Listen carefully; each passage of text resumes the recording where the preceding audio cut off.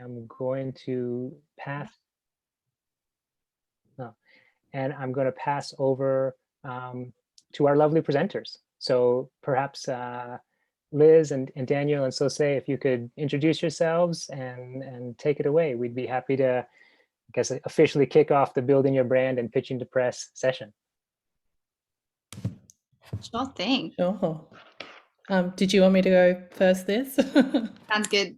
Okay, cool. Well, yeah, I mean, as Dave said, thank you so much, everyone, for taking some time out to hang out with us, to talk about pitching and branding. Like, they're two of my favorite things to talk about during a week. So at Beehive, where, you know, we really love working with our clients in terms of building them from the ground up. We work with a whole range of different musicians, different events, different athletes, at all different courses, at all different levels of their careers. So whether or not you're an indie artist or, you know, an artist connected with a major label, you know, we've really learned over the last, you know, 5 to 7 years how to tailor campaigns to help each individual, which is why I feel like these sessions are really cool and also important, because it's all about understanding that there isn't going to be one universal rule that's going to apply to each individual musician. But what we can do with things, with panels like this tonight, is kind of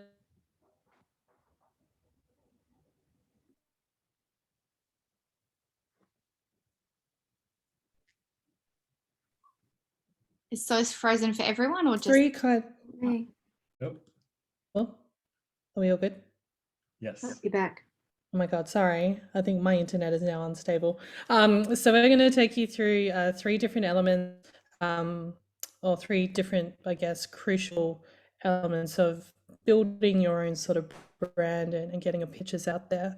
For me, I'm kind of down here to sort of break down the basics of where we start from, the real foundation that anyone can start building to get it out there. You know, I feel like as musicians and as performers, literally what your job is to do is to create and to make the art and to just be passionate about that art. So you might be a bit confused initially, you might be a bit overwhelmed when it comes to like, what do I do? Like, how do people find out about me? This isn't really my bag, but I'm here to tell you that you can do it.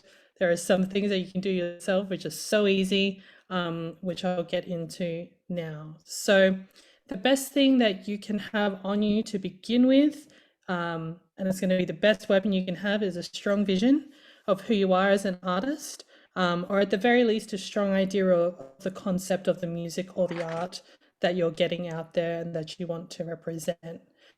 Getting your assets together early in the piece will serve you extremely well when it comes to getting into marketing and publicity. And if you're wanting to go at it on your own, it's really important as well that you've got, you know, you're on your P's and Q's, you've got everything sorted with as much time in advance as possible. So one of the main things we always tell our artists is getting your artist biography together is super important, and it's one of the easiest things you can do, because essentially you're writing about yourself. Like, nobody knows you better than yourself. Nobody knows your art better than yourself either. So the artist biography is like, you could think of that as a bit of an anchor for when you're pitching, when you're getting your music out there to radio, to online outlets. This is a document that'll just have, it'll hit all the dot points of who you are as an artist, what you've got coming out, and essentially the beginnings of the story that you want your music to tell. So it doesn't need to be an extensive rundown of your history as a recording or performing artist. It could literally just be like a quick Word document that, you know, details where your musical journey started. You know, they don't need to know where you went to school or anything like that, but they should know, you know, the sorts of artists who've inspired you, the influences that people can find in your music now. If you have got music that you're hoping to get out there, different things about where you recorded it, when you recorded it, things that you would find interesting to read about if you were coming across your music for the first time. In terms of accomplishments, your bio can feature these things too. Again, thinking about your brand. If you're a songwriter who's written for other artists, or if you're collaborating with other artists, add those in. If you're a producer who's been working with other artists too, you can add those in. Or if you're a new artist who's starting things from scratch entirely, it's fine if you go into it not necessarily having an exhaustive list of these things, but if you do, it's always good to sort of add them in for color. Keeping your artist bio info concise and to the point is also another tip that I'll put to you guys. Just focus more on yourself, your influences, and that creative process. And if you find that you don't consider yourself a writer, you might know somebody who is more, who might be a writer or who you think could be good to collaborate with. Reach out to them. Just be like, hey, I'm looking to get an artist bio together. Would you be keen to work with me on this one? I feel like you'll find there are a lot of people out there in your circle who'll be able to help if you don't feel confident in doing it yourself. But in saying that, I work with a lot of artists who will say, hey, so it's I'm really struggling with this artist bio. Can you help me out? And they'll present a draft to me and I'm like, I don't know what you're talking about because this is fully formed. I don't need to add anything at all. So give it a go. And yeah, feel free to reach out to us as well if it's something that you're into. That's obviously a service we can talk to you about.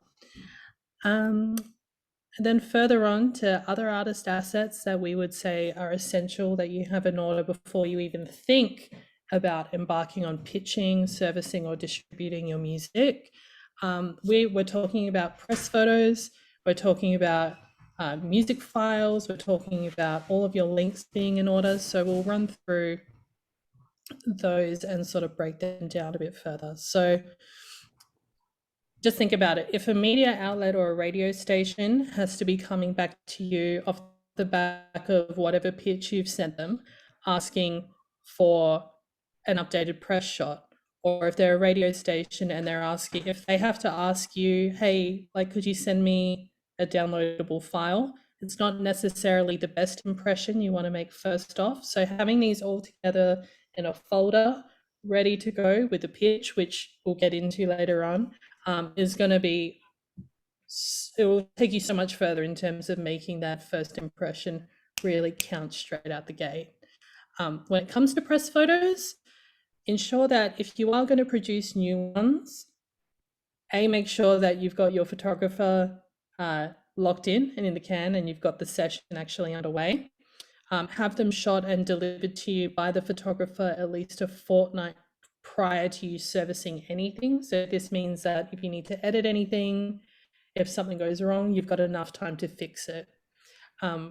Also, it's really important with your press photos, choose the lead press image you're going to use and stick with it. So this should be the image that acts as your artist profile across all of your social media channels. It'll be the artist shot that if media are going to write about it, they're going to use that one. It just helps to keep things all uniform. So you never want 4 or 5 different images of you or your band floating around on the internet, because then it can kind of get a bit confusing. And we really want to make sure that your release is there's direction, and if people are going to be covering it, it looks way better to see the same photos coming up one after the other. It keeps it really tight. With music files, as I mentioned before, these are really important, and it might sound really stupid, but you'd be surprised at the amount of people who are like, oh, we didn't realize that they had to be submitted in this format. Before you service the music to any print or online outlet or even radio, ensure that you've got finalized masters of your single, your EP, your album, whatever it is, both in a private SoundCloud link and downloadable as both WAV files and MP3 files. So all radio will require a downloadable WAV file, while any online outlets will require a private SoundCloud link if they're looking to run pre-release, or if you happen to set up a premiere with any local outlet. This just means if you've got it in a private link, then no one can leak it, no one can download it, and it gives that publication exclusivity over that feature as well. If you've got a video, same thing applies to your press shots. Make sure that you've got enough time to get your final cut of the video together. I know that making music videos is obviously a whole lot different to just doing a normal photo shoot. So it will take a lot more time to make sure everything's rendered, the color grading's on point, the final cut is on point, and everything that you need is good to go. Because what you don't want to happen is to send a demo cut to Rage, say, and then Rage come back to you and say, yep, so it's like, this is so great, we want to get this clip on this week. And then I have to then be like, oh, actually, can we extend that out because I don't have the final cut yet? Or if the artist is just like, you know what, something's not right, that we've got to reshoot. So always have these things in the back of your mind that if something is going to go wrong, you want time to fix it. So this applies to the video, obviously. Once you do have the video, make sure that your final copy is available in an unlisted YouTube link format. For similar reasons, as we say, have your song in a private SoundCloud link format. So if you're pitching it for coverage before release, this ensures that nothing gets shared ahead of time. Just checking my notes real quick. Oh yes, the final thing, your pre-save links, also known as your smart URLs. These are very important. They're easy to source. Depending on who you're releasing your music through, your distributor could provide them. They may provide them. But in the case that they don't, there are a number of different platforms that you can go to generate these links. So what these links do, you may have seen them on other different websites. A lot of Instagram accounts will use them as well in their link in bio.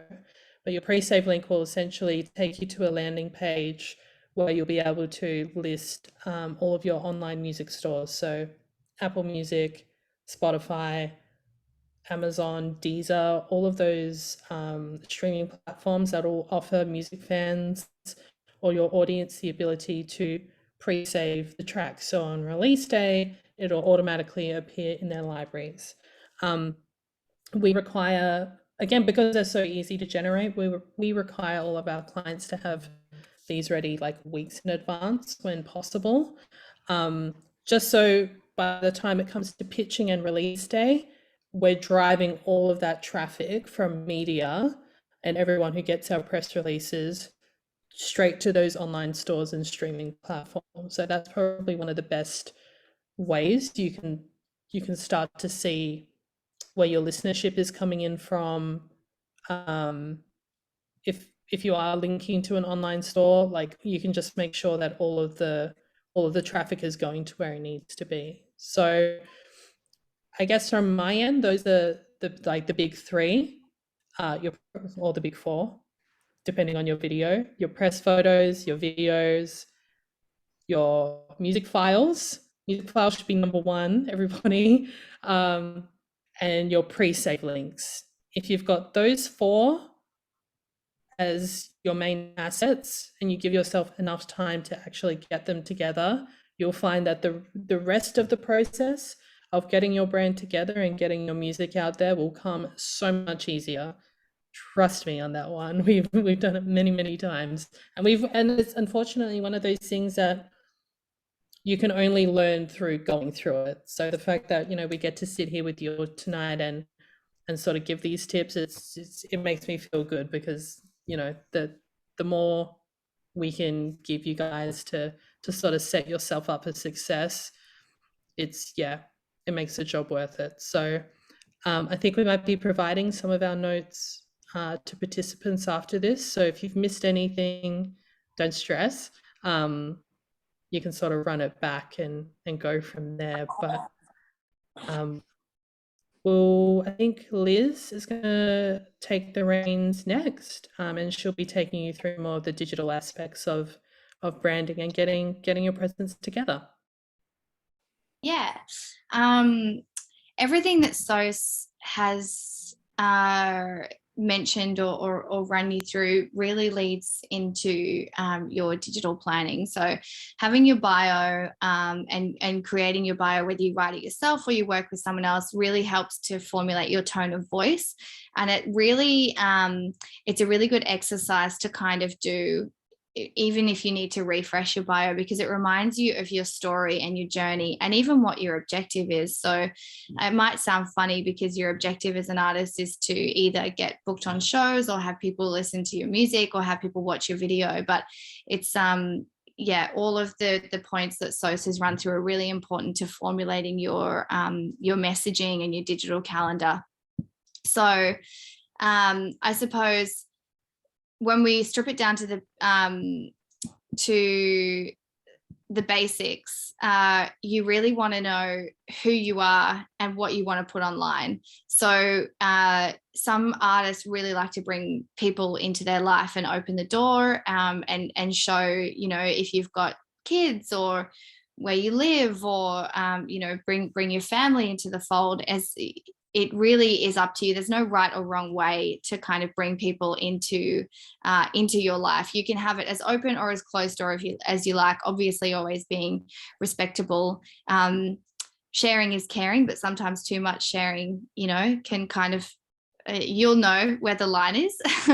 But it's always good to bring people into your world, because you become more approachable, you become more relatable, and that's what you want. You know, you want a really good mixture of what I call the glossy content, which is you know, the promo shots and the produced videos, and you want to sort of even that out with your behind the scenes and creating reels of you in the studio or out with friends or out with the band.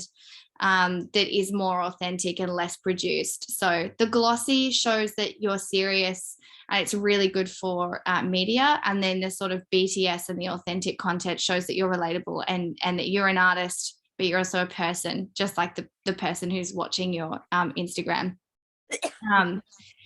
So some really quick tips for digital to help you on your way. First and foremost is have a content folder where you literally put all of your content, and then organize it so you have an umbrella folder of content. And then within that, you stem out into your folders. So you've got BTS, official, tour, lifestyle, live. So you've got all of your content really neatly arranged.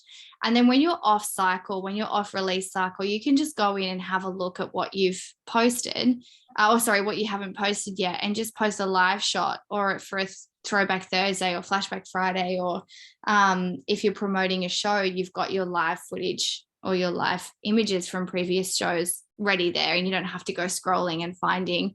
Within those folders, if you want to be extra organized, you can have a posted, so you just drag it into the posted folder. But you can recycle that every 6 months, because content is so fast moving. People do forget what they've already engaged with.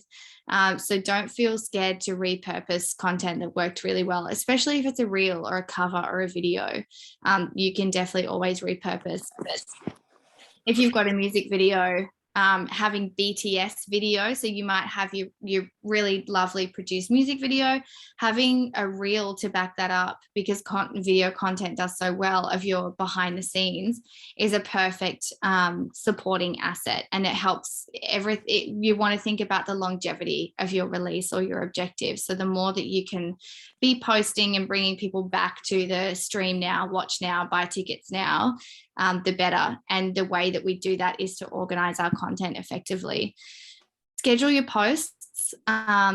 This is a big one, because if you are posting on the fly and you're busy, you'll forget, or you'll miss your peak time, or you'll get overwhelmed and start to kind of resent the whole process. But what I do when I'm working with artists, I'm often, working several campaigns at the same time. So if I was posting on the fly, I would just lose my mind. So every Friday I sit down and I schedule all of the content for the week ahead, or Monday. It doesn't matter what day you do it. But especially if you're on release cycle, scheduling 7 days ahead of time is going to save you so much stress and so much time.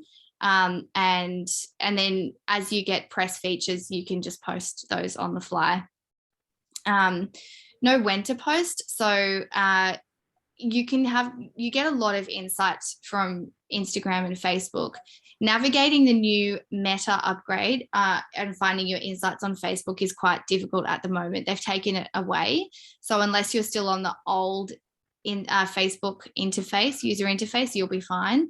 But if you're on the new business suite and the new Meta suite, it's a little bit difficult. So I would use Instagram, and you just click your burger menu and go into your insights and look at the day and the time of day. If you are a new page, if you can't find your insights, or you're a new page and you don't really have that many insights, think about when people are online. So morning commute, afternoon commute. So, 6 a.m. till 8 a.m., 5 p.m. till 6:30 p.m. when people are sort of on the train or on public transport.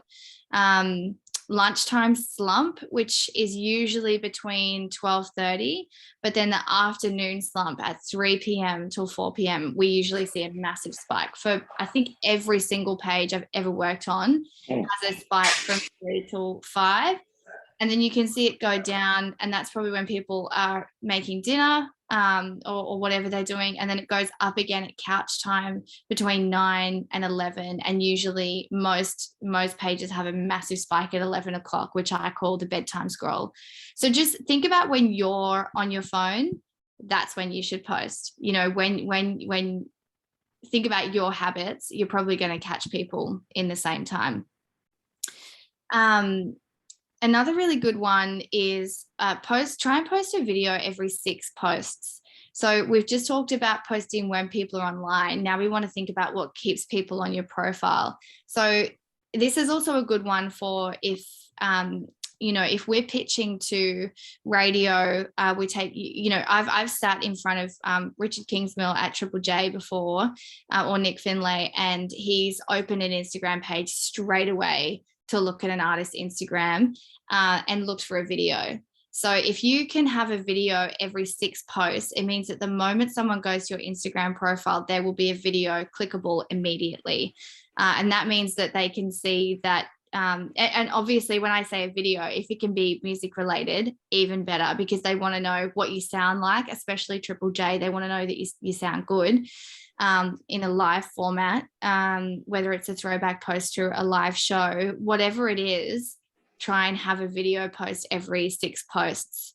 That also feeds into the algorithm, because the more videos you're posting, the better. I used to tell people to always film in landscape. That's completely changed now with Reels. Try and always film in portrait, because then you can edit your TikTok and your Reel. And obviously Reels are across Instagram and Facebook now. So if you're posting a Reel to Instagram, just make sure it's automatically sharing to Facebook as well, so that you can tick every box on every platform.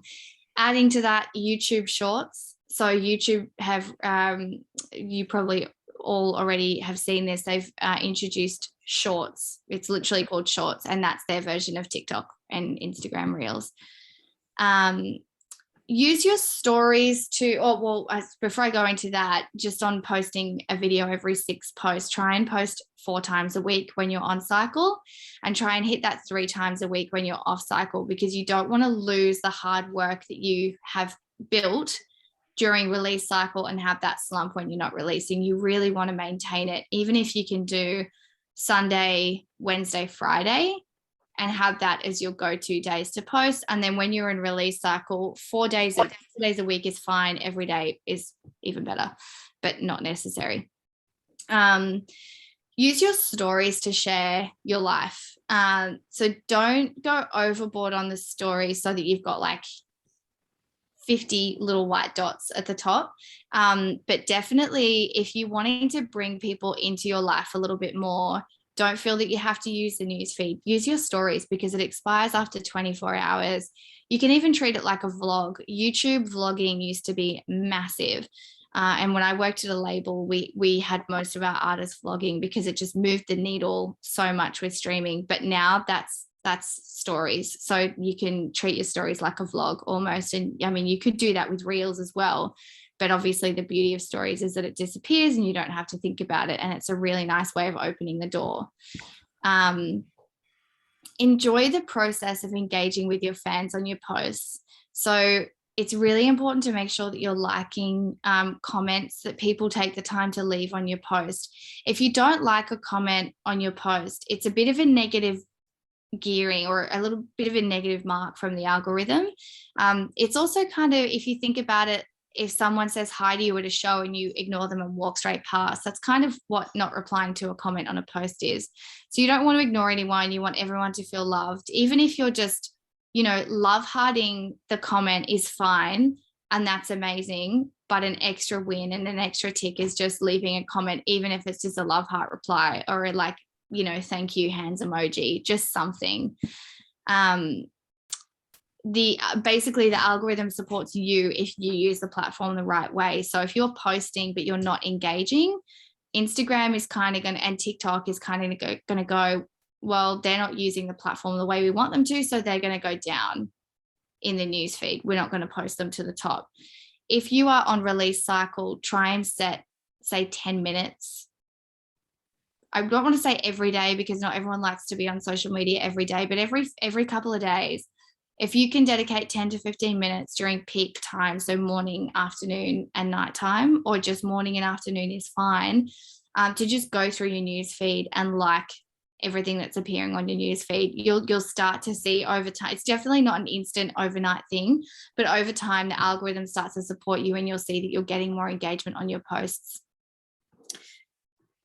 This is an interesting one. If you are building an audience, I like to recommend that you embrace your inner stalker. So it's a fun one. It's a bit of a weird one, but I promise it works. If you have a favorite band that you love, whether it's a local band or an international band, go through their comments and start interacting with the people on the comment feed. Even if it's like, you know, totally agree, like someone might have said a comment that you agree with, or yeah, love this video, how good is it, whatever it is. And then you can even click on some people and start following their profile and engaging with them. So it's a bit stalkery, but it's also, it has an objective, and you're engaging with people who like similar music and hopefully bringing them back into your profile. You can also, it's also a really good idea to do that with radio presenters and writers. If you're following that presenter and you're following that writer, and then you're liking their stories. The great thing about the recent update is that you don't have to react to someone's stories and go into their DMs. You can just hit a love heart on a story and it goes into their news feed of, you know, likes and comments. So if you're appearing in front of the presenters and the writers as much as possible, you know, if Sos as a journalist is being pitched an artist and she's like, oh, I've seen them on my Instagram, like they follow me and they like my comments, it might make her sort of put that artist to the top of the pile. Every little bit helps. And I think the most important thing that I wanted to say in this is have fun. Create a tone of voice that's authentic to you, because if you're trying to sort of be an artist that you're not, it'll just be really hard. And enjoy the process. Schedule your post so it's not overwhelming. Set some time aside to engage with the newsfeed. Engage with, if you have an artist page or a band page and then your personal, try and use them each the same amount of time. Don't get into stuck in a rut of using your personal page more than your artist page, and just enjoy the process. Create fun reels, create fun stories, and enjoy it, because it doesn't have to be as kind of overthought and overproduced as it used to be. The great thing about social media these days is the more real and the more raw, the better. And now I'm going to pass the ball over to Dan.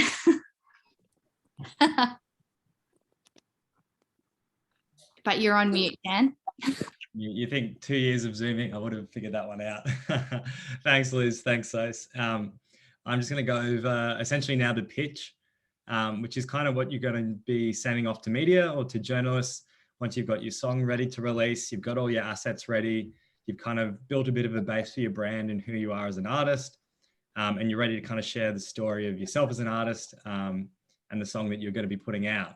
So I think what's really key here is making sure you do have a story or something to be talking about when you're reaching out to media. So whether that's a tour or, you know, a single release or an album release, just making sure that there's something there that's worth covering and that's newsworthy. It's great to be introducing yourself to journalists and media, but as I'm going to kind of go into, they're really busy. They get hundreds, thousands of emails a day sometimes. So it's important that you kind of have your angle and your story ready to go when you are reaching out to these people, and it's worth their time and worth the coverage. So essentially, when you're building a pitch, you kind of will want to look at 6 key things, and these are: who are you pitching to? What are you pitching for? What does that person or that journalist need? When do you need to send it to them? What are your goals when you're pitching? What do you want to achieve? And what to do after you've pitched to someone, to a journalist or to media. So in terms of who are you pitching to, you want to look at what kind of artist are you? What kind of music do you play? You know, is there a blog or a podcast or a radio show or a TV show or, you know, a certain section in print media that covers artists like you? So whether you play folk music or, you know, you're in a rock band or an indie band, or maybe you do, you know, spoken word poetry even, you know, is there a relevant outlet there that covers artists like that, either locally or within your state or even nationally? Looking at, you know, these might even be outlets that you've found artists from, that, you know, artists you really like are covered in these outlets. So looking there and trying to find, making sure you're reaching out to relevant journalists or relevant media.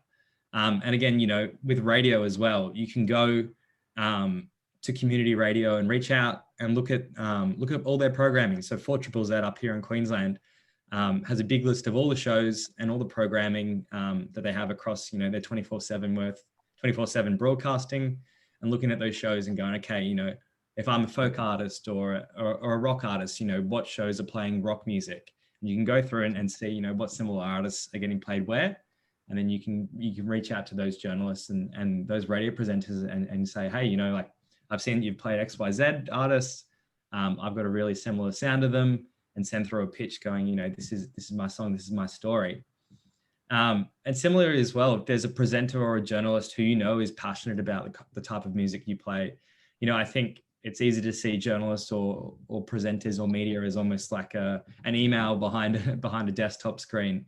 But, you know, these are people too. And I think people working in the music industry are so intrinsically excited about working in music that if there's a song that resonates with them, regardless of the size of that artist, you know, they're going to want to cover it and help promote it, because, you know, it's such a emotionally driven industry. They're going to want to help support that. And finally, as well, I think you want to look at, in terms of who you're pitching to, does it align with your brand?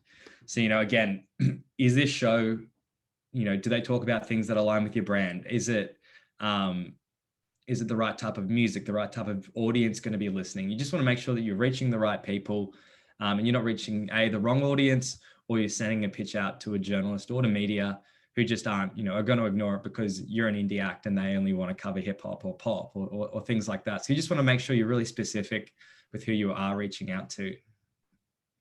And then you want to look at, what are you pitching for? So when you're reaching out to radio, you're obviously going to be pitching for airplay, but then also look at, you know, if I'm reaching out to Triple J or Triple J Unearthed, you know, do I want to be saying, hey, can I get a review on the song on my Triple J Unearthed profile? Or, you know, Triple J Unearthed, can you keep the song in consideration for rotation? Again, reaching out to community radio, you know, someone like, I think in Northern Rivers area, there's Bay FM in Byron Bay. You know, if you're reaching out to Bay FM, maybe look at what shows they have and see if, can I come in for an interview? Can you play the song and then we can have a chat? I can do a phone interview or in studio. Just be really specific as well. I think if you can say, you know, if you can give them some options for coverage, it will make the journalists and the media outlet, it will make their job much easier. If you can be really specific about what you're looking for, they can straight away go, okay, I know that this artist has this song and this is what they want to do, you know, and they can come back straight away and go yes or no, or, you know, maybe next time, kind of thing like that.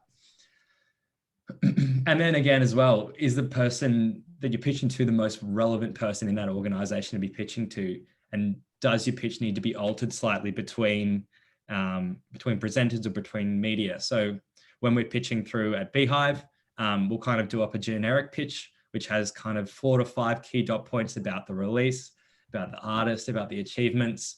It will also have like a link to download the song, to stream the song. And then, you know, depending on who we're pitching to, we might also include different bits of coverage. So if we're pitching to Triple J or Triple J Unearthed, we'll make sure that maybe we have some quotes from previous Triple J reviews in there, so that it's linking back to that kind of ecosystem and making sure it's relevant for the presenters we are reaching there. In terms of what you need when you're sending out your pitch, you definitely need the song. So like I think Sos said before, making sure you've got a WAV and MP3 download available. Some radio stations prefer MP3, some prefer WAV. And making sure you've got the title of the song really clearly. I like to put it in the subject name if I'm emailing out to presenters, so that they know straight away who the band is, what the song is, and also the release date. So if you are sending the song out before release, maybe you're trying to tee up a premiere with a radio station or with some online media, make sure that you've got the release date in there to let them know, hey, you know, this is the date that you can play it from or add it from, or this is the date that I'm looking to have the song premiered. I'd also like to include at the very top in kind of capital letters, say embargo until, you know, so if it's a June 9th release, say embargo until June 9th, so that they know really clearly not to play the song before them, because we've seen that happen. And I think saw that happen the other day with quite a big release, you know, a song get added to radio from a major label, which was before the song had come out. So even that at that kind of like larger scale, that kind of thing still happens. If you're pitching out to editorial, so that's like online press, so publications like The Music or Music Feeds, Tone Deaf, The Brag, Rolling Stone Australia, make sure you have all your visual assets ready to go. So like Liz and So said before, you know, making sure you've got your press shot in a folder for them, making sure you've got, we like to include lyrics as well for the song. So if they're going to do like a bit of a write-up on the song, they can dive straight into the lyrics and see what the song's about, you know, the story behind it. And then also having, if you can, a press release in there. It doesn't need to be, you know, a 2 or 3 page novel about the song and your story as an artist. Whilst that is great, we always find that it's much more effective to have shorter press releases, you know, and really in that first paragraph, first two paragraphs, make sure you have, you know, who the band is, what the song is about, and, you know, even some kind of key points or kind of wins that you've had it either as an artist or with the song. So if you've co-written it with someone really cool, or was produced with an esteemed producer, or mixed and mastered by someone, you know, who maybe have some credits on larger artists, make sure to include that, because it just kind of gives a bit of pedigree to the song and to yourself as an artist, and will help kind of drive some interest towards the song, at least from a media and journalistic perspective. As well, making sure you have that kind of angle and story. So, you know, having to think about, you know, what is your song about? I think we always see, you know, you might see The Voice or X Factor. It's all about the artist's story. They'll go, this is someone from X city, and they'll cut away to, you know, what their story is. And I think with media, it's always great to have a unique angle. I've had some chats with labels before as an artist, and they always say to you, what's your story? What sets you apart from other artists? And that can be really hard to kind of figure out as an artist. You know, I think as an artist, you're so heavily influenced by other artists. It's hard to at times find your own unique kind of vision or story.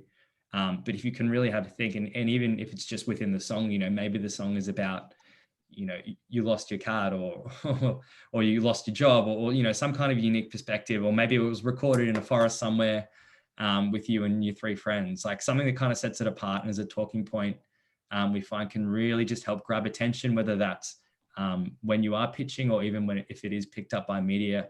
That kind of thing can be something that they can use to help and get some attention from their audiences. And then when you are reaching out as well, try to just include a few facts about yourself in terms of what kind of coverage or wins you've had in the past. So if you've supported anyone cool, some bigger artists, or even played at some larger venues, or even maybe you've had some radio play across local radio, you know, say XYZ station played me. Or maybe you've worked with, like I said before, worked with a good producer, you know, someone with a bit of a background and pedigree with larger artists. Make sure you include that just to try and, you know, grab attention of the journalist or the media with that kind of notable credit. So in terms of when do you send it, if you are pitching for a premiere, at Beehive, we like to try to get our premiere pictures about a month out before the song is released. That just gives us plenty of time to, if an outlet passes on an artist, we can follow up with different outlets.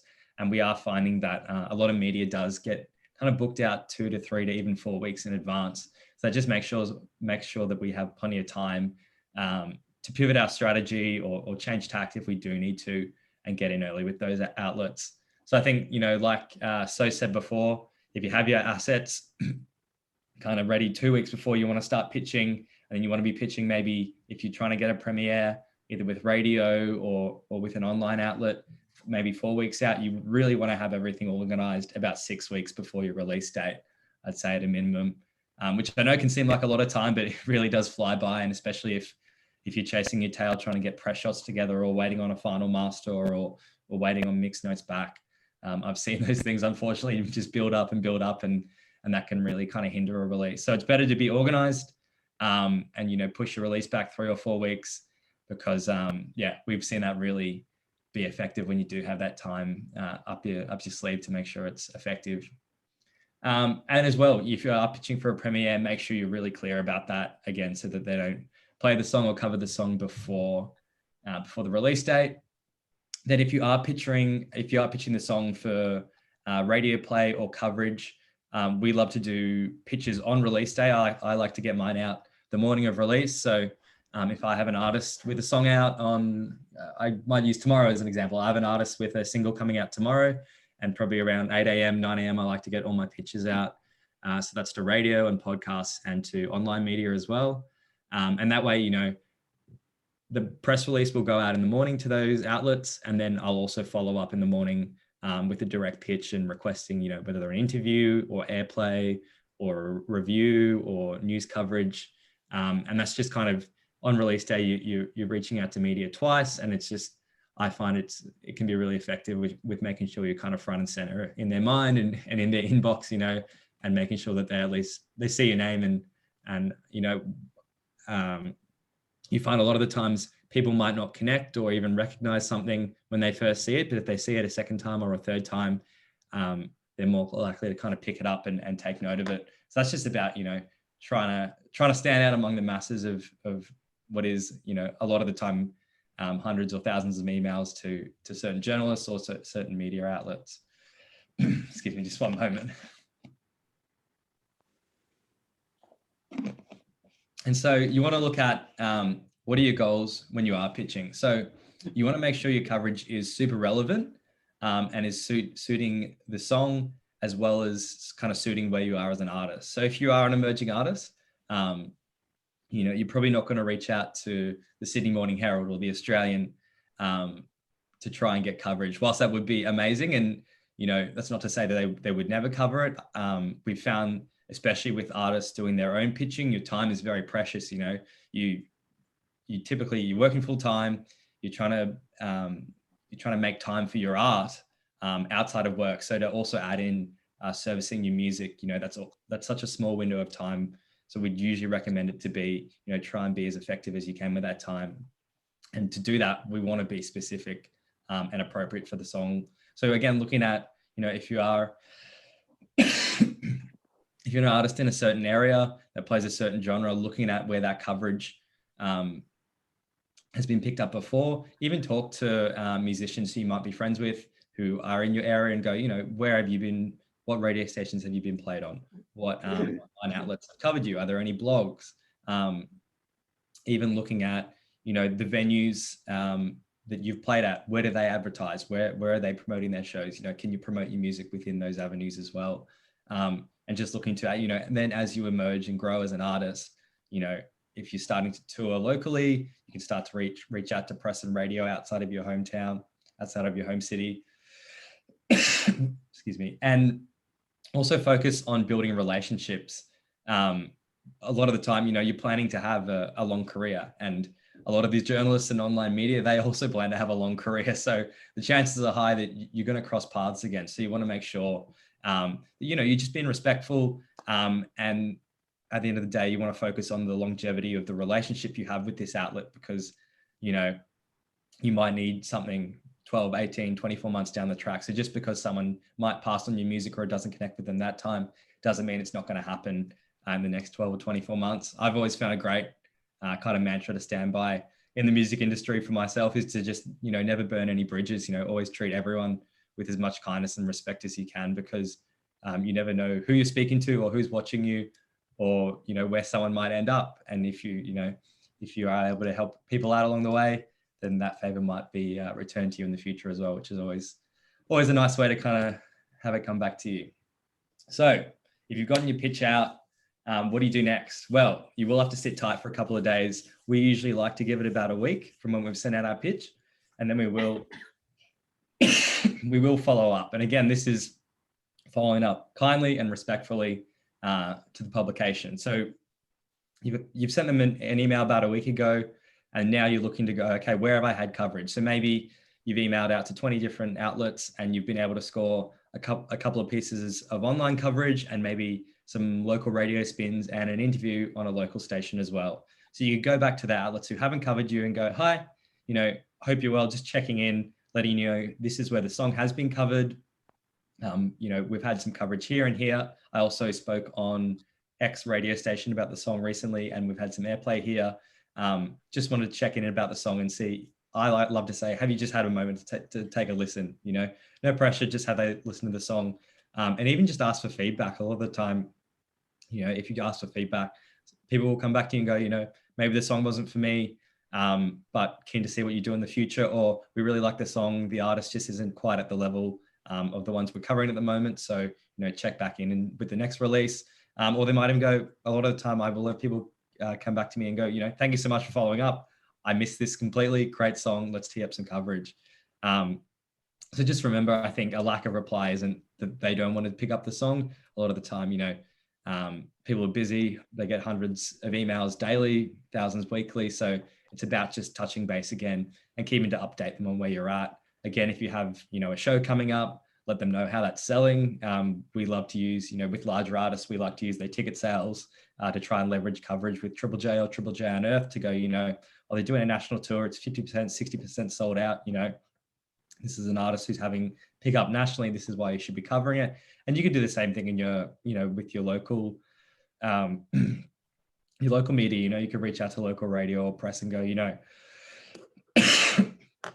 I've got a release show that's, 50, 60, 70% sold out. I'd love to grab some coverage. So that's pretty much all of it from me with the pitch. I think I might throw back to David now. All right, thanks, Daniel, for that. So it's a great overview. Our next part of the session is a panel discussion where we're fortunate the folks from Beehive are going to stick around, and we're going to welcome some Northern Rivers locals. Katy Williams and then Phoebe Rose from Artist Northern Rivers is going to facilitate. So I'll pass it over to Phoebe. And just before I do, I'll just remind everyone in the chat, if you joined us late, I've put a Word document. It's a research consent form because we're fortunate to have a team of researchers from Griffith University helping us with the evaluation for the Live and Local Tweed project. And if you have a chance to download that document, it's basically a consent form to say something like, yeah, you can get in touch with us in the future if you want to. You can click that box, or at least just say it's okay to use the information in a general nature from today's session. So I've put that form in the chat and also my email address. I'll put that a couple times so you can find it. And please send it to me when you have a chance. And then now we've got about an hour or so to go. There's no need to stick to time. If we cover everything that we need to learn in 45 minutes, that's fine. But we've got an hour or so. And so I'll pass over to Phoebe to facilitate our panel discussion.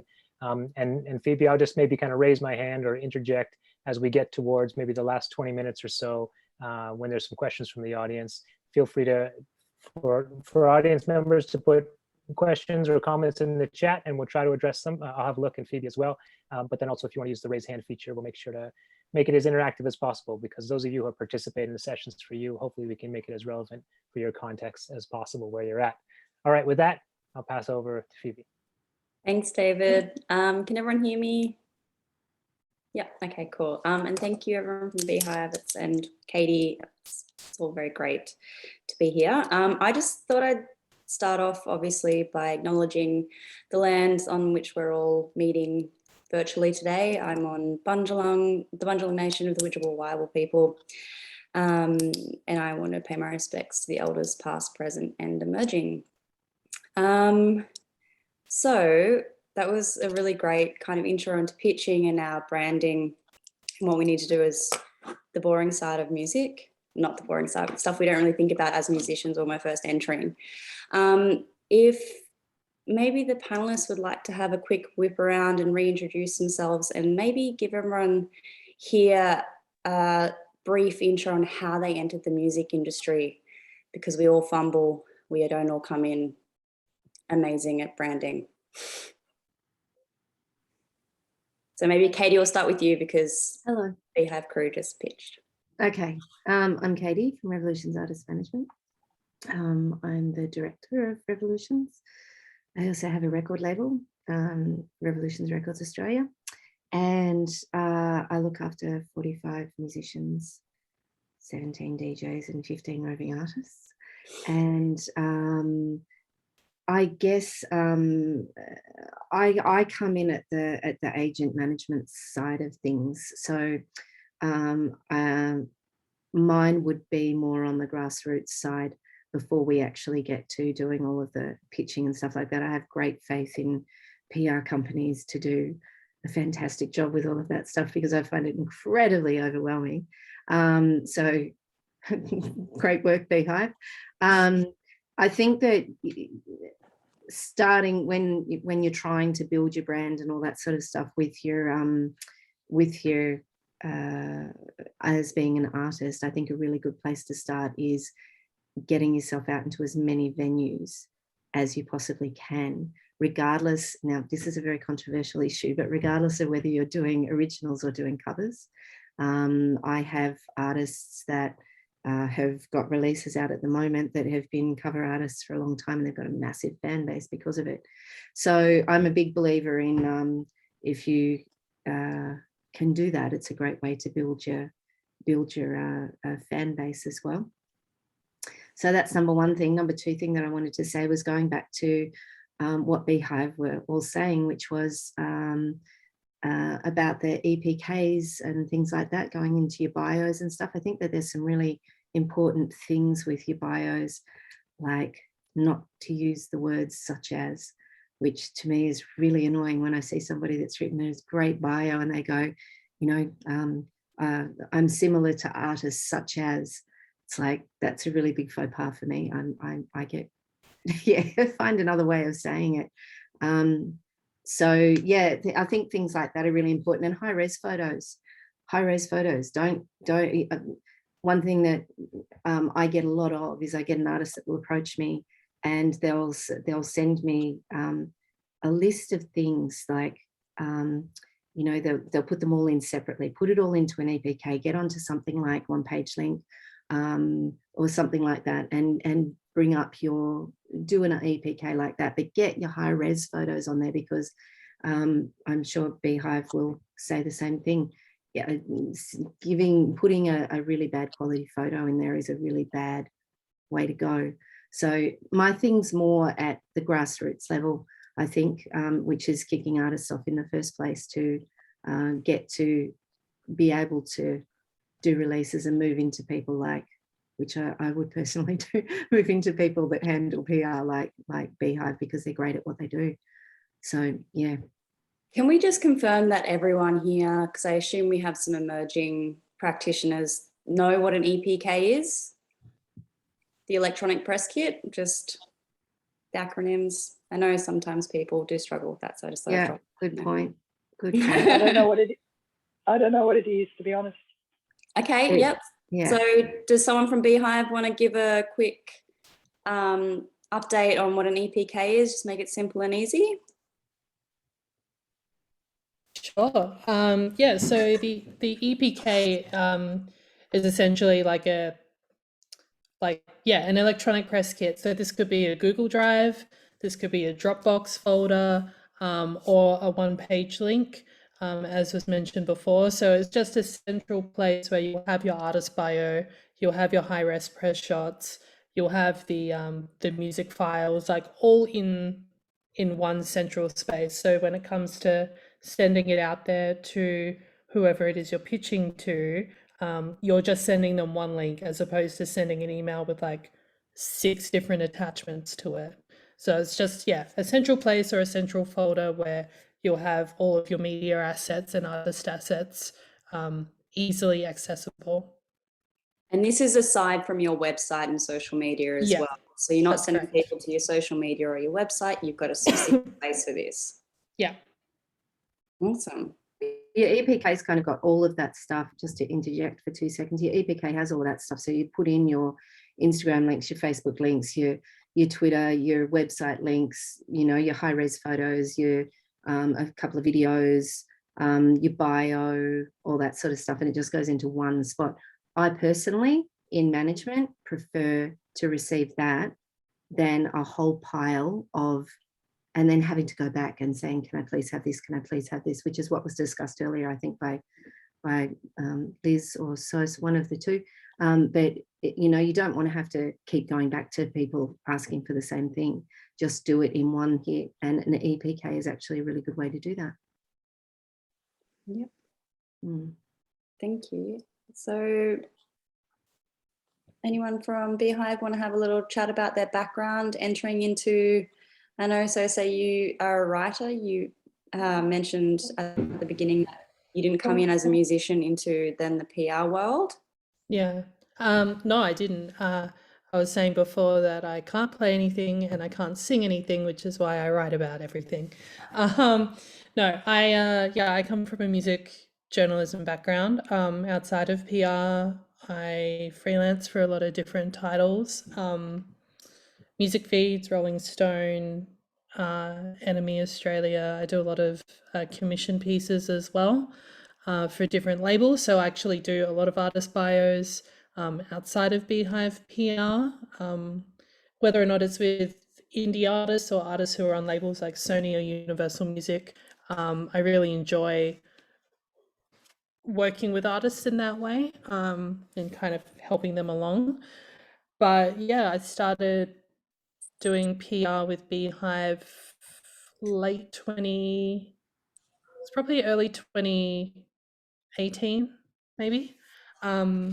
So I came on board quite early in the piece, but it's been really cool. So I think doing PR has given me a more well-rounded view of what it takes to get your music out there, because, you know, for the longest time I was always working from the other side of things. So I was the one who was getting like punished by like 600 emails every Friday whenever a new song would come out, being asked for interviews, being asked for, you know, live reviews, album reviews, all of that thing. And you know, when you're doing it on the smell of an oily rag, if you have an oily rag to even operate a website on, it can be really tough to prioritize. So that's one thing about the media landscape that I think has possibly gotten worse in recent years. There's just such a lack of resources for music journalists, music editors, photographers. So we're finding that it really does help to sort of finesse our approach as publicists to know the landscape and to know the outlets that we're hitting up. So, you know, if we're working a heavy music release, we know the heavy outlets and we can go to them and say, you know what, we know that you've been big supporters of this artist in the past. We'd really love to work with you on this release. Or the same with any sort of indie artists as well. Like, we've really learned how to kind of read the room a bit and really acknowledge that a lot of the time, a lot of these editors are working full-time jobs. They're doing 9 to 5s, just as a lot of you guys are as well. So we've really kind of had to adapt to that and be like, you know, we're all working at the same goal, which is to promote some really great music and some really great artists. So how can we work together as opposed to having like a purely transactional relationship? I feel like that's the biggest thing I've learned since doing PR. But it's also a lot of fun, you know, when you get to see a release that you've been working on for a month finally get out there and see how music fans react to it. It's a real joy. And now that we're getting into a stage where touring's starting to become a thing again, being able to see how that music tracks live and seeing that connect with people in that way, it's really special. I know both Liz and Dan can probably speak a lot more to the live experience. I'm currently in Victoria, so it feels like we're sort of starting to get back onto that stage. But yeah, it's been a really interesting time. So say, would you have like your top 3 tips for as an emerging creative or mid-career creative hitting the media, not with a PR brand behind them? What would be, as a journalist, what were the maybe 3 main things that would have really made you go, okay, I actually want to pay attention to that? I would say that, again, knowing who you're pitching to, like the amount of times that I would get like emails that were like essay length from artists who just they had no real idea of the sort of music I would write about, or if they did, they were kind of sending the pitch to other journalists as well. Like it wasn't personalized. That would probably be the big thing that would make me be like, you know what, that person hasn't taken the 2 minutes of effort that it would be to be like, hey Sos, I really like the feature that you wrote on this artist that I really like. I've got some new music coming out. I'd really love to hear your opinions on it. Maybe we could link up, as opposed to here's 500 words that I'm sending to every other editor of an Australian outlet, and I'm not even putting your name at the top of it. You know what I mean? So that would probably be number 1 of the 3, just taking the time to make it personal. I know it's time consuming, especially as publicists. We know how time consuming pitching can be, but it can really make the difference between getting your email read or getting it forwarded to their junk mail, you know? Other things that can make you really stand out, if you're going at it on your own, again, kind of what Dan and Liz were saying, making sure that your social media presences are on point, because the first thing that we'll likely go to is like your Spotify account, or we'll look you up on Instagram or Twitter or Facebook. And if that's not kind of on point, or if it's not updated and where it needs to be, again, as an editor, I'd be like, okay, I'm not really sure where they're at right now. It's probably not going to be a massive priority to me because they haven't made it a priority for themselves, if that makes sense. Yeah. So I think those are probably the 2 big things that I used to find would just be like autopilot for me. Like if I can tell that just those kind of common sense things weren't really put into action, then it was like I'd eventually get to those emails, but they wouldn't be a big priority, you know? Thank you. Liz, do you want to give us a little bit of a background on how you got into the industry and why you are where you are now? Yeah, for sure. So I am a Brisbane girl, and back in the day, I used to volunteer my time. I started about 14, just like volunteering, booking shows. There was a venue called the Lion's Den. Parkway Drive used to play there for $10, and I would help stamp wrists at the door. And I just kind of made as many friends as I could and started a little MySpace blog where I would review local shows. And I wanted to be a music journalist, and then sort of realized the more I got into it that I wanted to book shows, and then that made me want to be an artist manager. So the good thing about living in Brizzy is that I got to volunteer at Big Sound while I was at uni, and that was just amazing. It kind of made me figure out what I wanted to do in the industry. And then I studied marketing with a dual degree in music and media business studies at UQ. They're very fortunate that they had a really cool music program at dual UQ and QUT. And then I got a job in radio with the objective of meeting as many. I sort of just wanted a job in media so that I could sort of make my way into music. Radio led me into music streaming. And I was basically an ads coordinator at radio. And then, met the guys at a place called Gavera, which was launched before Spotify even existed. Went to music streaming, and then Sony Music asked me to join the team because they needed more digital people. Worked at Sony for 3 years and then left Sony to start my own artist management company. Took all of the things that I had learnt, label side, both good and bad, to try and make the best company that I could and represent artists the way that I felt they needed to, you know, be represented. And it was very much an artist first focus.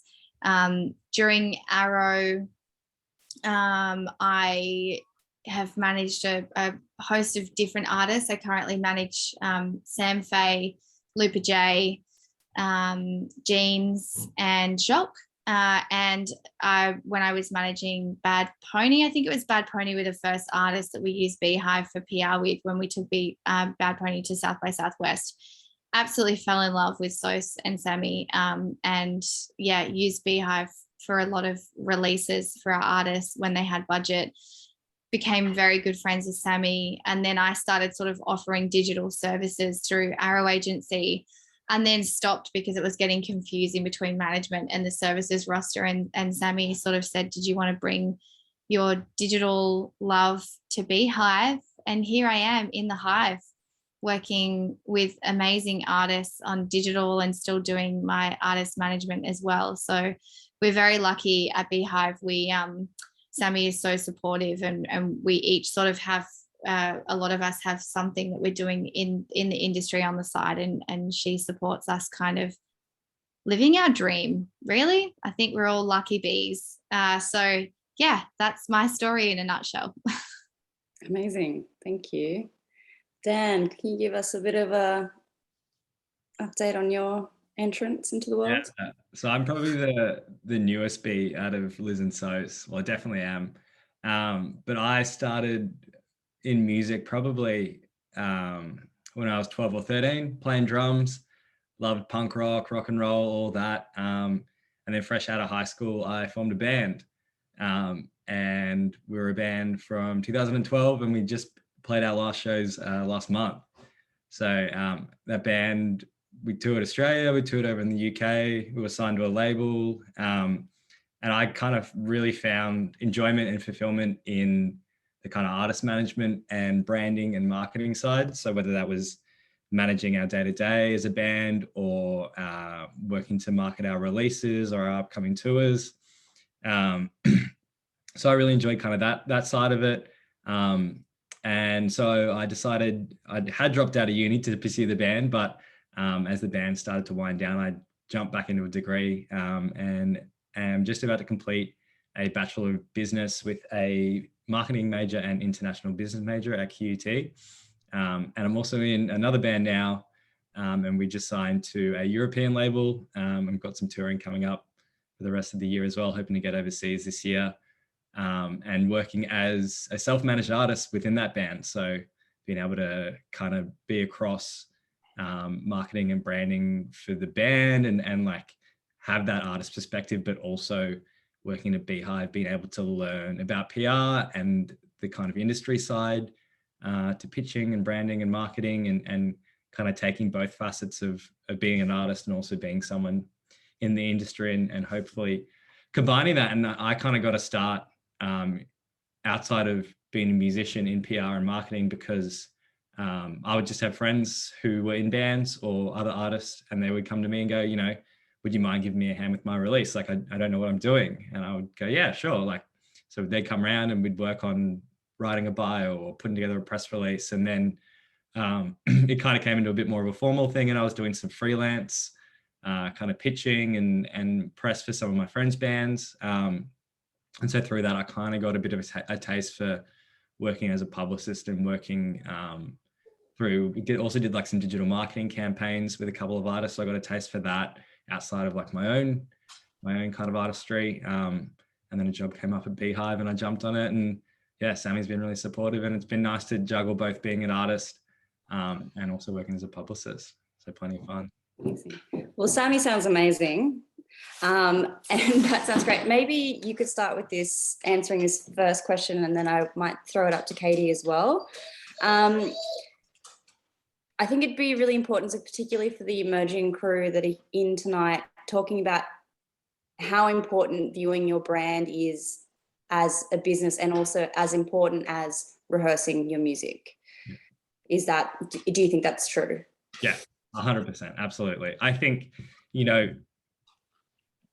with the way that, you look at it from a marketing perspective, we talk about touch points, and touch points are anywhere that an audience will connect with you. So if that's media, if that's your social media, if that's your performance on stage, if that's TV, if that's radio, if that's, anything, these touch points are so important that your brand is the way that people connect with you, and the way that you influence people to become fans of you. Audiences are everywhere, but to make them a fan of you, you almost need, you need to convince them. You need to have something worth following, worth listening to, worth looking at, and the way that releases are now, and artists are now, it's almost a very level playing field in terms of artists with huge major label budget, and then also emerging artists. Everyone has the same kind of tools, social media, performing, their visual image. You can create an amazing brand for who you are as an artist on a $0 budget. And you can also do the same thing on a, $100,000 budget. The playing field is super level. And I think having that brand and having everything that you want to portray as an artist be really clear and well executed is just going to help you grow faster and build an audience who are more engaged with you than ever, I think. So I'd say it's, and like you said, rehearsing is almost part of that. Performing your music is part of your brand. You need to look at your artistry, unfortunately, and it's a gross word and it's almost a bad word, as a business, and whilst there are almost two sides of the same coin, which is being creative but then also running a business, and it can be really tough. I know that some of the most incredible artists I've worked with, it's almost the dichotomy of being a successful business person and being a successful artist. It's almost, the two different brains. So it can be really hard, but I think if you can have, a clear understanding of what your brand is and almost have that creative element to it, it can be a strong draw card for growing your career. Yeah, fantastic. Thank you. Katy, did you want to mention something that from like an artist management point of view? Sure. I actually, Daniel just totally summed it all up, exactly what I was going to say as well. So you beat me to the punch. But no, I totally agree. Can I just backtrack 2 seconds, because I was so busting to talk about EPKs that I didn't answer your question, which was, I do come from a musical background. I grew up in the music industry with family that were involved in the music industry, and then I was on stage for 25 years. I was a singer for 25 years. So yes, I'm old. So and then I got into music business, have a master's in international music business, and have revolutions. So that's that in a nutshell. Going back to performance, performance is everything. And yes, you do have to have two distinct sides to your brain when you're trying to do it, like Daniel said, which is a very strange dichotomy when you think about it.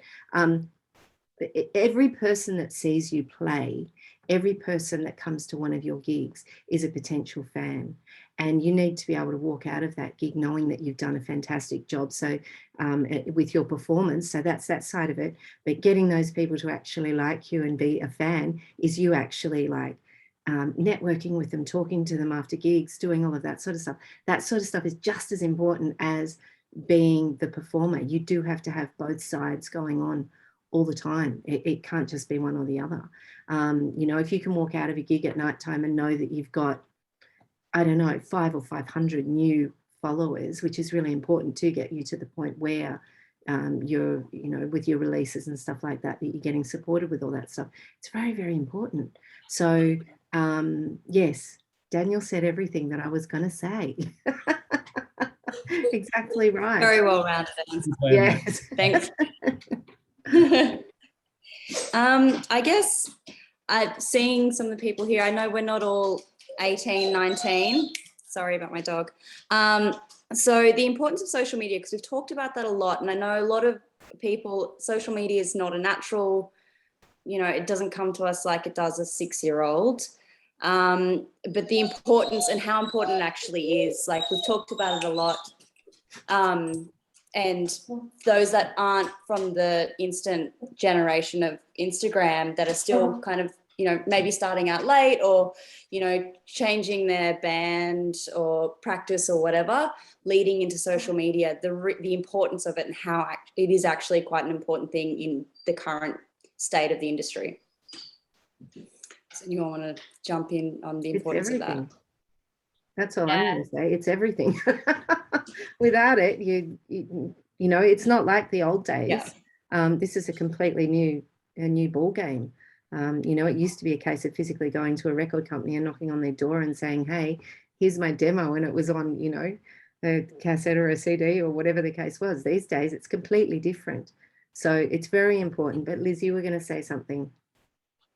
Oh, no, I totally agree with you. And I think that we sometimes forget that, you know, let me think of the year 2002, MySpace was huge and MySpace music was huge. Even before that, like, I don't know, so you might be able to help me out with years here, maybe even 2000. I'm trying to think of what year I was in school. But the year probably 2000 when MySpace really came up, you had a MySpace profile, you had a song, so that like your song identity on your MySpace profile was everything.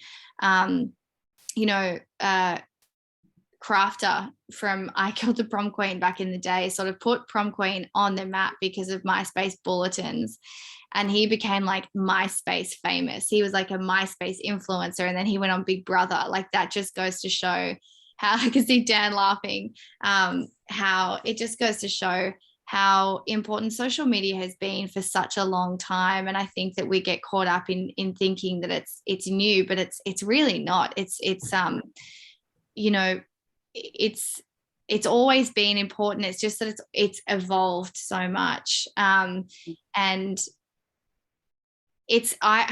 when artists say to me that they don't like social media, I get it. It is sometimes it's a mental health thing. So scheduling time to be on and off social media is important. But I sort of say, you know, there are parts of my job that I don't really love doing. I don't love doing admin and filing, but I have to do it. And social media is kind of part of the job as being an artist, that you might not love it, but you have to do it. And once you've done it 20 minutes a day, it's done. That's it. It's over and done with. So yeah, it is super important, but I think it's also important to remember that it's nothing new either. It's been, it's definitely been at the forefront since MySpace became the empire that it was. Yeah. Can I just add something to that before? Oh God, Daniel, you go first. You're probably going to say what I was going to say anyway. No, I was just going to say, you know, with, like you said before, it's not the old days, and with the advent of digital media, you know, social media is, there's no such thing as the kind of dark and mystique artist anymore. There's no mystery behind artists, unfortunately. You can't be Kiss and have no one know who you are. You really are, you know, social media is the way that audiences connect with you now, and audiences want that kind of connection. People struggle to keep an artist or anyone like kind of in their mind or in their psyche without having that digital connection. And like Liz says, you know, as much as it can be painful and frustrating, and I 100% agree with that from an artist perspective, at times you just think, well, why can't I just play the music and the fans will come? But, you know, if you can set aside, it doesn't have to be every single day, you know, set aside 5-10 minutes. It's like brushing your teeth, you know, do it while you brush your teeth even, you know, like if you can just set aside 5 or 10 minutes a couple of times a week. It doesn't have to be, you don't have to be on every platform. You don't have to go sign up to YouTube and TikTok and Facebook and Instagram and do that. Like as you grow and as you emerge, like you can add those, but even if you just set aside a little bit of time to do a couple of platforms and at least have some spaces where people can connect with you digitally, I think you'll really start to see an audience grow. And as you emerge as an artist and start to play shows, people will have somewhere to go once they've seen you and once they've connected with you to continue to build that relationship. Yeah, great. Yeah, so not having to jump on everything all at once, I think is a really good starting point for a lot of people. You don't have to be a master of all. You talked a lot about in your keynote speech about setting lead time for releases and pitches when you're about to drop a release, or if you're wanting to get music onto the radio or on TV or anything like that. do you, as both Artist Management and as Beehive, do you have any like 5 top tips for people to try and get an organisation structure for themselves to be able to build up into a lead time so they give themselves that much space? Anyone? Okay, I'll jump in. I think the main thing, like I don't know whether Beehive agrees with me or not because PR is your thing, but I suggest to everybody it's a 3-month plan. You need to have a 3-month plan. So you can't just go, okay, I've recorded the song, I've got the photos, I've done all of this, and I'm going to release everything next week. It doesn't work that way. That's a great way to see something flop, which may or may not happen. I mean, it might be absolutely fantastic, but having a 3-month plan of what you're going to do, who you're going to hit, how you're going to do it, knowing that you've got, I hate the saying all your ducks in a row, especially when I'm vegan, but you know, you've got to have everything lined up, ready to go, knowing that everything's a process. It's not just a case of just going, boom, here it is. You know, I have a lot of my artists who put stuff out and then they come back to me, and I try to tell them, they come back to me and they say to me, Katy, why isn't it working? What have I done? And it's like, well, you didn't have a plan, love. You've got to have that plan. So, but yeah, that would be my big one. What do you guys think? What could that plan look like though? So someone that's really walking into this game, green as anything, they've got a band, they've recorded some tracks, they've played a couple of gigs with their friends, and they want to start taking the next step to being serious, and they need to start planning to start pitching for that process. You know, if they've got their EPK ready, that's their first thing. So they've done that a couple of months out, say 3 to 4 months out, and they're building that step. Do you have any organizational tips for these people that are doing that? Gig. Gig. Lots of gigs. Go and gig. I think from my perspective, and this is only at the front of my mind because I had a meeting with one of my clients about this last week. I feel like for any artist who is at that step or at that stage where they feel like we're ready to take that next step, kind of goes back to what I was talking about before, like come to the table knowing where you want to be going. You know what I mean? Like if you come to the realization, you know what, we've got some music together that I'd really like to start taking a look at radio with. Isolate what your strongest song is out of the batch of music that you've got. Find out, like Dan was saying, like where the stations are in your area that you'd like to target. You know, if you're going to be touring, if you're deciding, you know what, I'm going to get in the car, we're going to do a bit of an East Coast tour, know where your venues are, know where your radio stations are, so then you can kind of have a targeted approach in your mind of where you're going. Because then if you don't, that's where things can get really overwhelming. And then all of a sudden you find yourself just sort of throwing things at walls, hoping something sticks, and you're wasting your time. So I feel like that's a big thing that I told this client of mine last week, because you know, they've sort of been drip feeding singles for the last 6 to 8 months, which has been really great for them because they're really starting from scratch. But the new music that they've been working on is kind of a bit out of the ballpark than what we've been working over the last year. So they were like, you know what, we've really stepped into this new space, but we're worried that if we release this music, it's going to sort of mess with our brand a little bit because people know us for doing this sort of sound. And I'm like, okay, cool. Well, where, like, with this new song, where do you want it to land? And we're doing an online campaign with them at the moment. So they're like, you know what, we'd really like to get this in music feeds for a premiere because we've been trying to get with them for so long, hasn't worked. I'm like, okay, cool. That's our first start. This song is also a bit more electronic than you've released in the past. Let's take music feeds and then start branching out from there, finding the more electronic, tastemaker outlets like your Purple Sneakers, your Pile Rat, your Future Mags. Start going down from there. So having that core idea of where you actually want your art to eventually land, as well as gigging as well. So you've got that exposure behind you.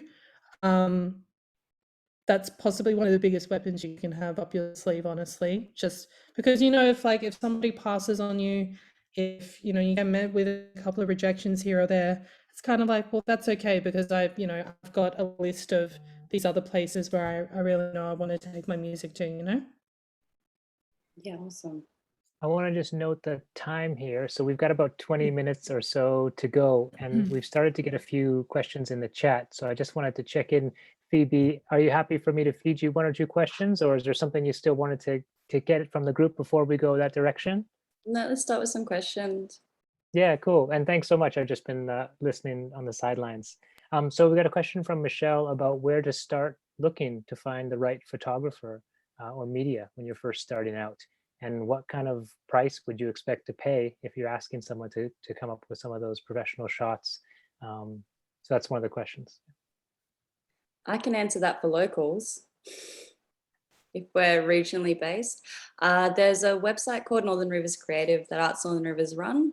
It's like a directory for the creative industries locally. So you can find a lot of photographers on there. Also, you'll find a lot of photographers at gigs you go to that are into music. Chat to them.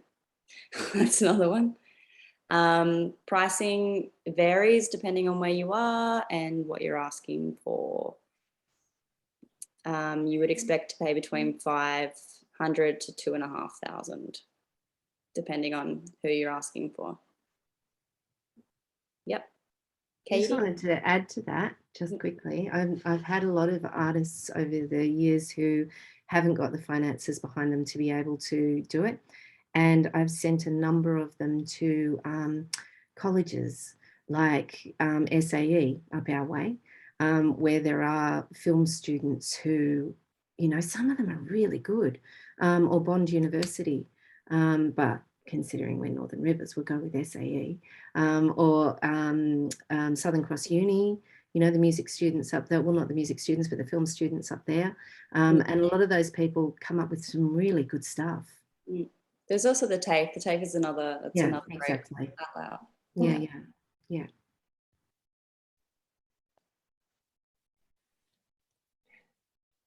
Yeah, great. Okay. I don't know if that helps answer your question, Michelle, about giving you an idea of where to start.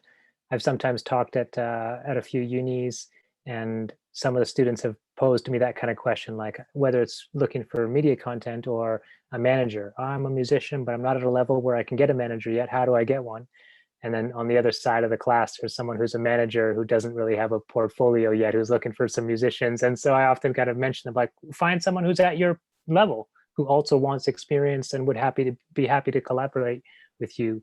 But yeah, I think your point, Phoebe, about also, you know, looking around at the gigs and who's got a camera, maybe ask them as a starting point, you know. Well, I was kind of perhaps saying that we have questions, but really we had question. So what I'll do is I'll just say to the participants, now is a great chance if there's any questions you have of our panelists, you know, while we still have another 15 minutes or so together. This is a chance. So if there's something specific about a project you're working on, or maybe a challenge or opportunity that's in front of you that you'd like to get some feedback or some thoughts about, feel free to bring it up. Or if it's something more general about the industry, then yeah, great chance to either use the chat or just raise your hand, or turn your mic off if you want to just ask a question while we're all together. While we're waiting for that, can I say something just with the Beehive little bees? Oh, yes. What you guys were saying earlier on, I was going to touch on, which Daniel didn't do, was COVID. You know, like the dreaded C word.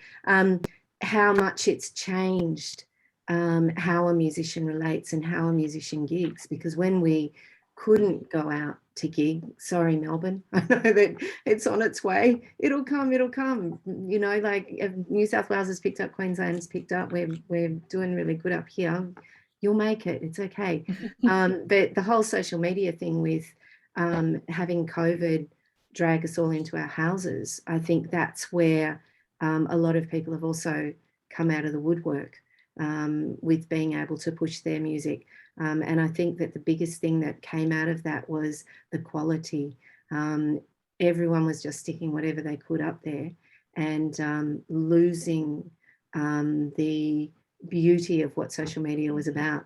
So I think that if you're going to put stuff up there, just make sure that it's you know, it doesn't have to be fantastic quality, but don't just put something up there just for the sheer sake of putting something up there. That's my crummy opinion with it anyway. I think it's COVID taught us all to sort of go, oh, look, I'm doing this today, because we were all so bored. But yeah, I think that that's sort of changed the face of social media as well. So yeah, that's my big. Definitely. It was a real double-edged sword, because you had a bit of a lack of quality control as a result of that, but also you saw, you know, you got to see people doing what they could with what they had. So all of the bedroom sessions, all of the Instagram sessions that, you know, artists you wouldn't normally have access to are doing, was really cool. But even that kind of got tiring after a while as well. It's kind of like, oh, you know how good it can sound. You know, but yeah, it's definitely changed things. I mean, if musicians have managed to get through this COVID period and still have some kind of connection to their art and still want to be creating, that's a massive win. Like the amount of artists I know who, you know, they went back to TAFE. They went back to uni to just study things completely unrelated because there was no real forecast, you know, and it was a really tough beat. But I know especially down here where we're starting to see people kind of fall back in love with it again, which is really, really sort of nice to see moving into, you know, a year where I feel like the idea of getting to 0 cases is well and truly out the window. So it's like, all right, well, it's here. So how do we work with it? Yeah.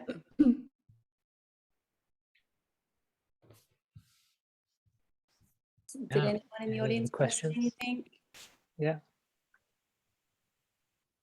Does anyone have any, like, sort of, if there was one thing that you would say to someone just about to release their absolute first single, is there like one piece of advice that sticks out above all others that you kind of haven't already gone over? Sorry if that makes, I don't know if that makes sense. One piece. That's tough. I mean, maybe from a social media side, definitely plan backwards, I think is probably my big tip. So choose your release date, plan backwards, and know what your teasers will be, whether, you know, if you've got a video clip or not. Make sure you've got visual based teasers, that you've got your pre-save campaign, because that's what Spotify look for. You've got your Spotify playlists ready to promote, or playlist ready to promote.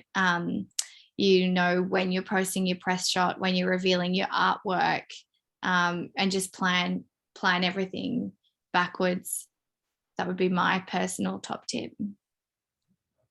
I would say, jumping in there as well, in terms of planning, look at when the release is coming out, you know, what are you going to be sharing across your social media or across, you know, any touch points, even if that's your own personal social media as well, you know. Are you going to have a key press shot that you're going to announce the song with, or are you going to use the artwork to announce the song? If you can plan out what you're going to be posting and sharing, maybe on release day, the day after release day, and then over the next kind of week and a half, 2 weeks, you can kind of have a bit of a strategy and drive the narrative of the single over that 2-week period. I've always found as an artist, you know, a lot of the time you're a really engaged audience, you know, and that might be, if it's your first single, your really engaged audience is your mum and your mum and your dad and your dog, you know. But then the people who aren't as engaged with you, you know, but are still in your circle and still kind of in your kind of network, they will find the song, listen to the song, or connect with it on the second or third or fourth time that they've seen it come up. And if you're also able to share, you know, maybe the song's out and then 2 or 3 days later you're able to share, you know, oh, thank you to everyone for the first 100 streams or the first 1,000 streams, or some kind of win, and kind of show show these people outside of your immediate network that the song is growing, you'll be able to start to connect and grow your audience. And that's what I've said to a lot of kind of artists that I've worked with who are emerging or doing their first releases. You know, you need to look at your initial network is your friends, your family, those really close to you, and then expanding out from that as you release. So just try to keep people updated and look at it also, you know, with your first song, look at it as like the first step in your career. So, you know, it might not do 1 million streams, but it's like you got to take that first step on the path to 1 million streams, you know? So yeah, it's a first step.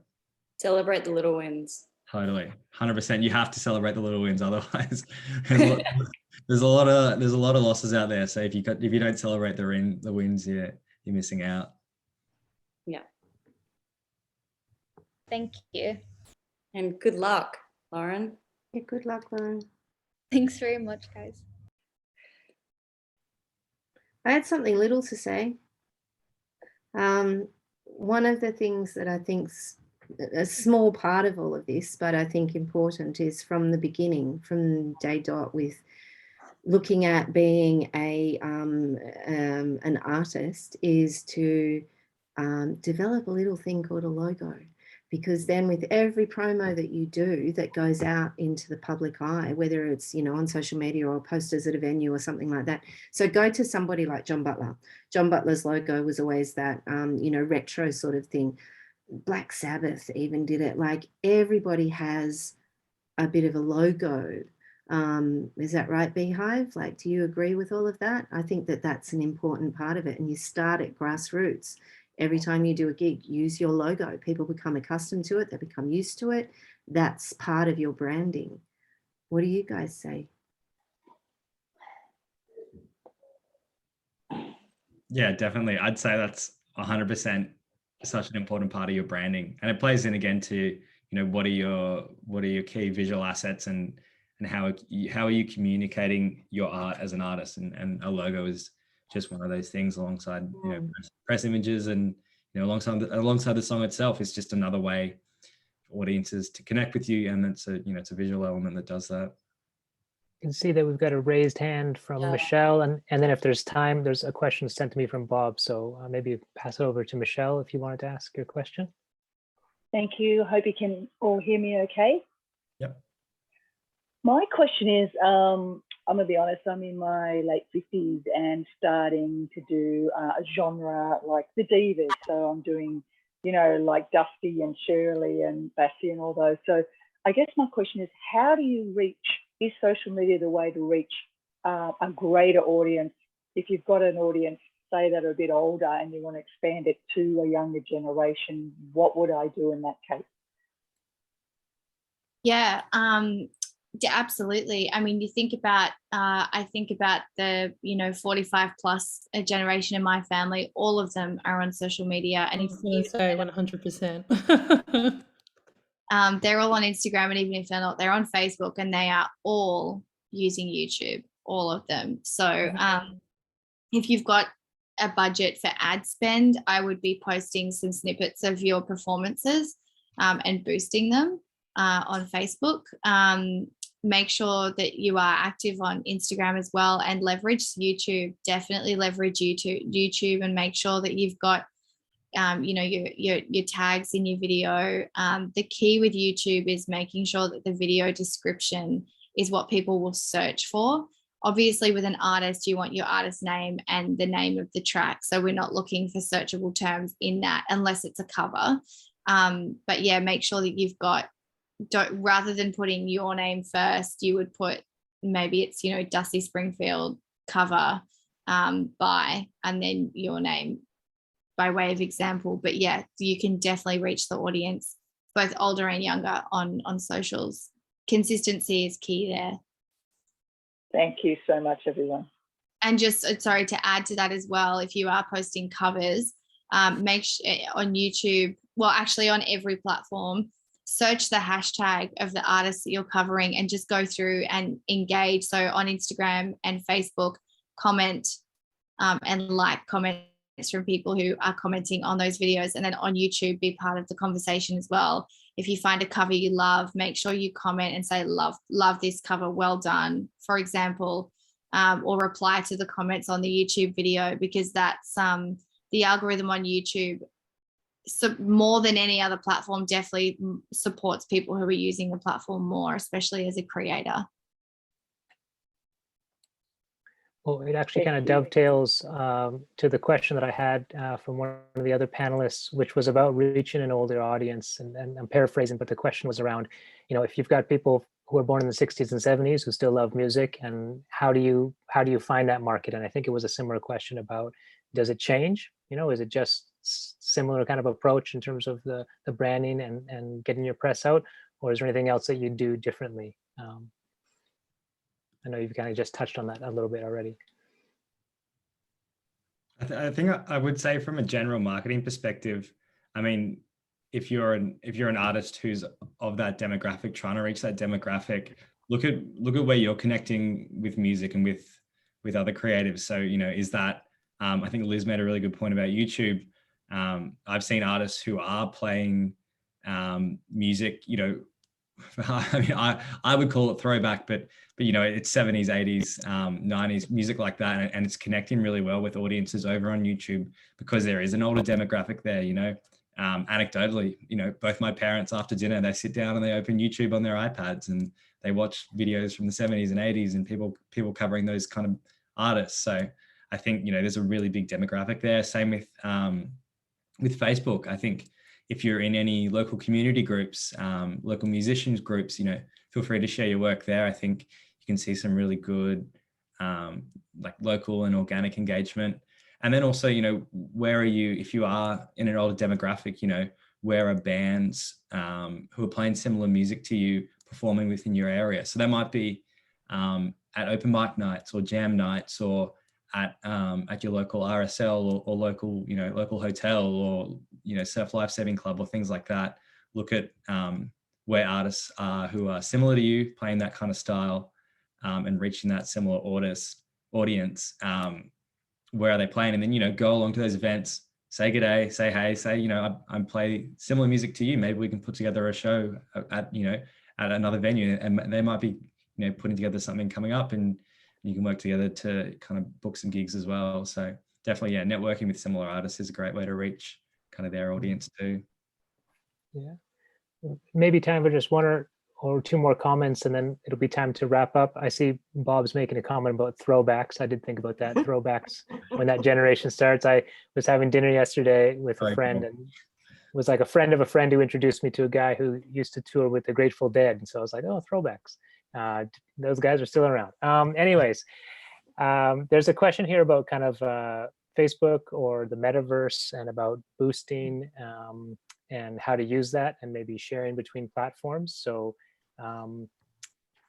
would any of the panel like to share things about new analytics for creating videos on the Facebook or the Meta platform, or comments on how to boost ads correctly? So maybe we'll say that could be potentially our last question, and we'll wrap up. I'm just going to say I hate metaverse. Go for it. You guys have got this. I live and breathe social media. It's my job, and I'm not friends with the metaverse right now. Poor Dan and so the Beehive staff chat is usually me being like, metaverse. I still don't know what metaverse is, to be honest. I see the logo, and that's about it for me.